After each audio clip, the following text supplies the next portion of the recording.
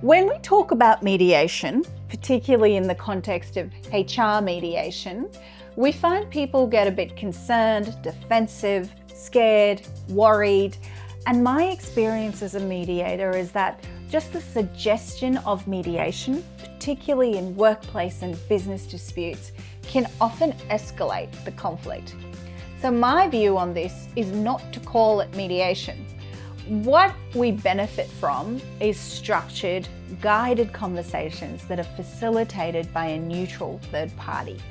We don't have to call it mediation. Now, many people often think of formal, legal, high-stakes processes where things can go very wrong if agreement isn't reached as mediation.